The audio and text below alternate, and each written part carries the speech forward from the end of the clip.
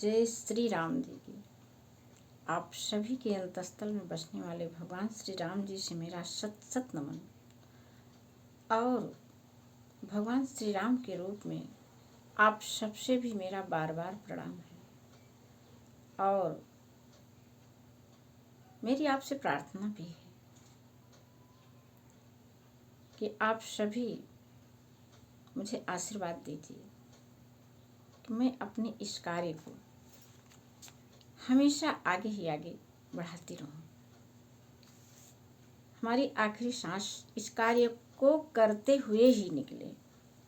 तो आइए आज हम लोग सुनते हैं प्रताप भानु की कथा।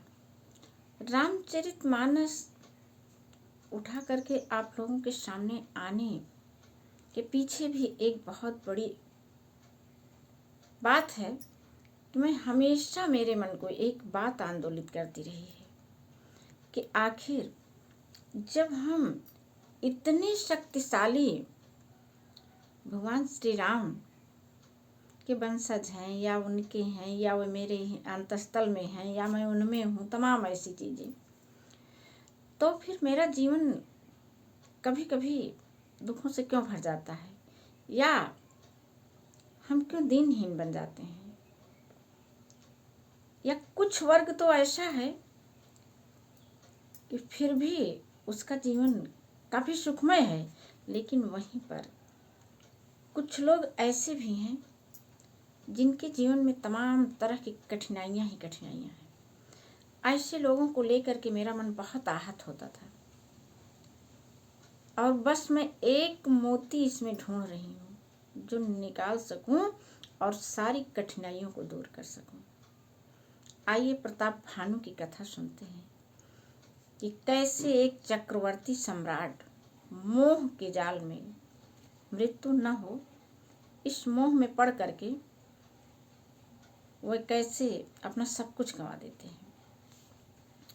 तो देखिए प्रताप भानु की कथा हम लोग सुन रहे हैं।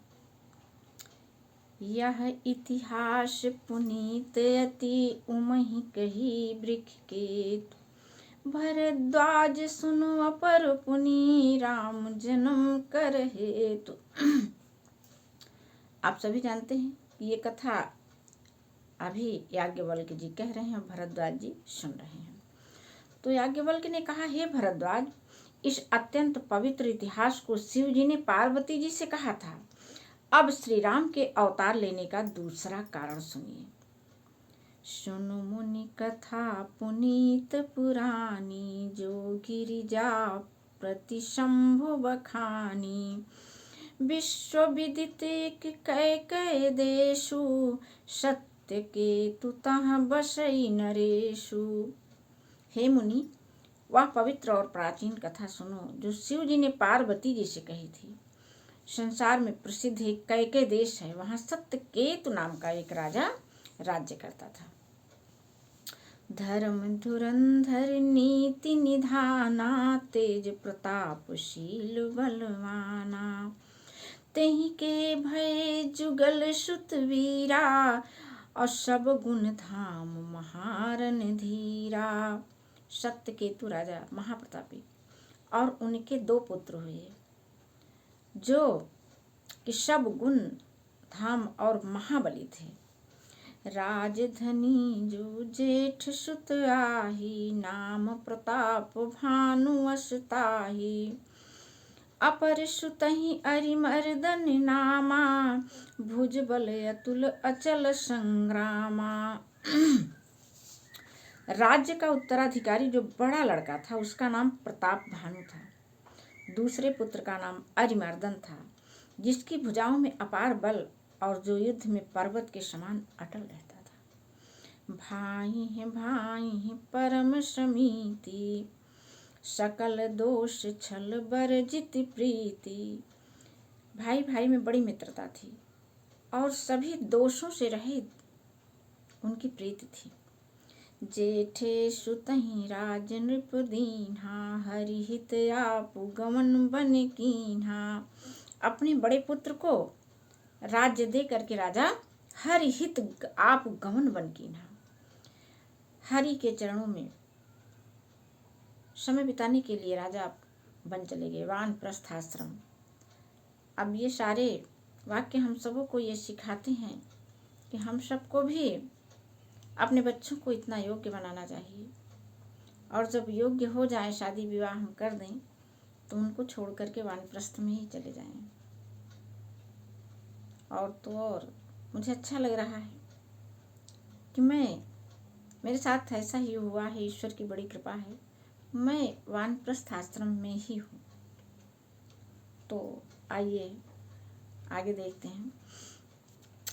जब प्रताप रवि भयो नृप फिरी दुहाई देश, प्रजा पालयति वेद विधि कतहु नहीं अखिलेश। जब प्रतापवान राजा हुआ, देश में उसकी दुहाई फिर गई। वह वेद में बताई हुई विधि के अनुसार उत्तम रीति से प्रजा का पालन करने लगा। उसके राज्य में पाप का कहीं नामो निशान नहीं था। प्रतापवान के राज्य में नृपहितकारक सचिव शयाना, नाम धर्म रुचि शुक्र समाना। सचिव शयान बंधु बलवीरा, आप प्रताप पुंज रणधीरा। राजा का हित करने वाले शुक्राचार्य के समान बुद्धिमान धर्म रुचि नामक उसका मंत्री था। इस प्रकार बुद्धिमान मंत्री और बलवान तथा वीर भाई के साथ स्वयं राजा भी बड़ा प्रतापी रणधीर था। जिसका भाई उसके साथ हो, जिसका मंत्री इतना विद्वान हो, तो राजा की शक्ति बढ़ना तो स्वाभाविक है। हम सबको भी यह वाक्य सिखाता है कि अपने भाइयों से सदैव किसी भी दशा में मित्रता ही करके रहनी है, और विद्वान लोगों का सम्मान अवश्य करना चाहिए। सेन संग चतुरंग अपारा, अमित सुभट सब समर जुझारा। सेन बिलो की राउ हर्षाना, अरुबाजे गहे गहे निशाना। साथ में अपार चतुरंगी सेना, जिसमें असंख्य योद्धा, सबकी सब रण में जूझ मरने वाले। अपनी सेना को देखकर राजा बहुत प्रसन्न हुआ और घमाघम नगाड़े बजने लगे। विजय हेतु कटकई बनाई, सुदिन साधि नृप चलऊ बजाई। जहाँ तहाँ परी अनेक लड़ाई, जीते सकल भूप बरियाई। दिग्विजय के लिए सेना सजाकर वह राजा शुभ दिन मुहूर्त साध कर और डंका बजा कर चला। जहाँ तहाँ बहुत सी लड़ाइयाँ हुई, उसने सब राजाओं को बलपूर्वक जीत लिया। सप्तदीप भुज बल बस कीन्हे, लय लय दंड छाड़ी नृप दीन्हे। सकल अवनि मंडल तहि काला, एक प्रताप भानु महिपाला। अपनी भुजाओं के बल से उसने सातों द्वीपों को वश में कर लिया। राजाओं से दंड कर ले करके उनको छोड़ दिया। संपूर्ण पृथ्वी मंडल का उस समय प्रताप भानु ही एक चक्रवर्ती राजा था। स्वबस विश्व करी बाहुबल, निजपुर कीन्ह प्रवेश। अर्थ धर्म कामादि सुख सेवई समय नरेश। संसार भर को अपनी भुजाओं के बल से बस में करके राजा ने अपने नगर में प्रवेश किया। वापस आ गए लड़ाई लड़के। राजा अर्थ धर्म और काम आदि के सुखों का समयानुसार सेवन करता था। भूप प्रताप भानु बल पाई, काम धेनु भय भूमि सुहाई। सब दुख वर्जित प्रजा सुखारी, धर्मशील सुंदर नर नारी। राजा प्रताप भानु बल पाकर भूमि सुंदर, कामधेनु मनचाही वस्तु देने वाली हो गई। उनके राज्य में प्रजा सब प्रकार के दुखों से रहित और सुखी थी, और सभी स्त्री पुरुष सुंदर और धर्मात्मा थे। सचिव धर्म रुचि हरिपद प्रीति, नृपहित हेतु शिखव नीति नीति। गुरु सुर संत पितर मही देवा, करई सदा नृप सब कै सेवा। धर्म रुचि मंत्री का श्री हरि के चरणों में प्रेम था। वह राजा के हित के लिए सदा उसको नीति सिखाया करता था। राजा, गुरु, देवता, संत, पितर और ब्राह्मण, इन सब की वह सदा सेवा करता था। ऐसा था प्रताप भानु राजा। भूप धर्म जे वेद बखाने, सकल करे सादर सुख माने। दिन प्रति देई विविध विधि दाना, सुनई शास्त्र वर वेद पुराना। वेदों में राजाओं के जो धर्म बताए गए हैं, राजा सदा आदर पूर्वक और सुख मानकर उन सब का पालन करता था। प्रतिदिन अनेक प्रकार से दान देता और उत्तम शास्त्र, वेद और पुराण को सुनता था। नाना बापी कूप तड़ागा, सुमन बाटिका सुंदर बागा। विप्र भवन सुर भवन सुहाए, सब तीर्थन विचित्र बनाए।